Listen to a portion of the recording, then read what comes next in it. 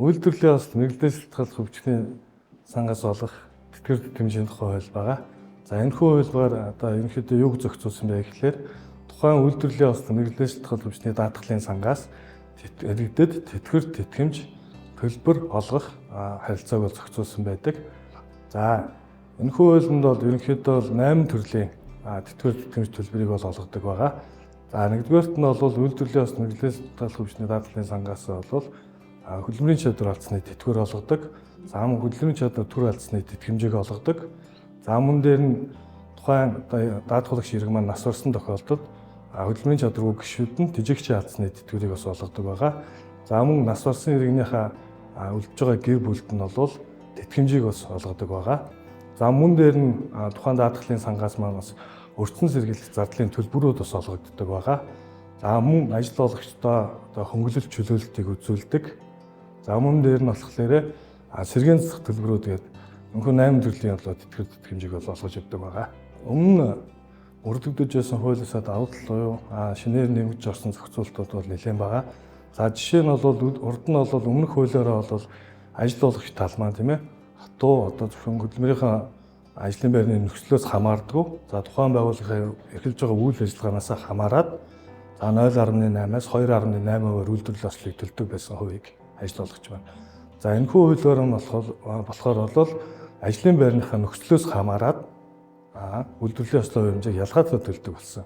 За жишээ нэг барилгын компанид тийм ээ урд нь нэгтлэн бодогч нь тийм ээ барилгын компани хүнд нөхцөлтэй компани учраас нэгтлэн бодогч нь ч гэсэн одоо юу гэдэг 1.8%-аар ч юм уу төлдөг байсан бол одоо энэ ажлын байрны хөдөлмөрийн нөхцлөөс хамаарат нэгтлэн бодогч энгийн офисын ажилтнууд нь бол 0.5%-аараа за яг барилга дээр ажилладаг тийм ээ хүнд нөхцөлтэй ажилладаг ажлын байран дээр байдаг мэргэжлтнүүд нь бол за тэгэхээр 1.5-аас 2.5% төлж байгаа гэсэн үг байна.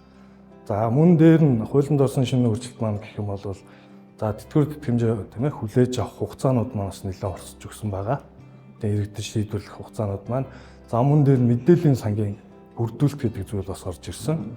За энэ үйлдвэрлэлийн ослтой холбоотой мэдээллийн сангийн бүрдүүлэлт маань бол нэлээд байгууллага дээр тустай байдаг байсан.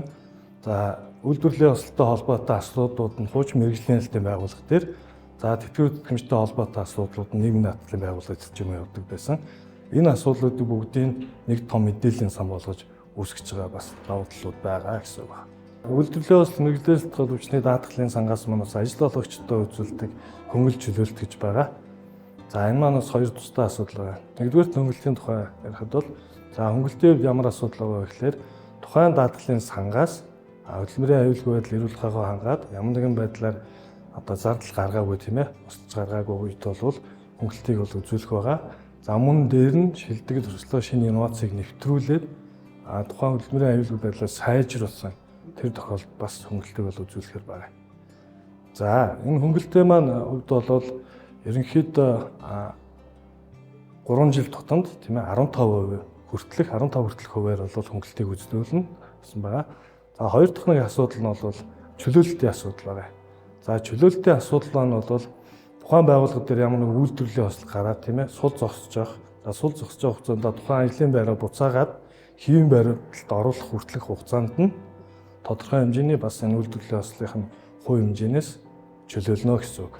За чөлөөлөлтийн бас хоёр дахь асуудал нь юу вэ гэхээр за тухайн даатгалын сангаас хөдөлмөрийн чадвараа төр алдсны тэтгэвэр авдаг иргэнийг тухайн байгууллага авч ажиллуулсан тохиолдолд мөн тухайн иргэнийх нь 12 сар хүртэлх тийм ээ авж байгаа цалин өснөөс нь төлөх шимтгэлийг нь хувь хэмжээс чөлөөлнө л гэсэн үг байна. Энэ маань бол нөхөн сэргийлэх зардлын төлбөр байгаа тийм. Энэ дээр бол 3 төрлийн бас тодорхой зохицуултууд байгаа.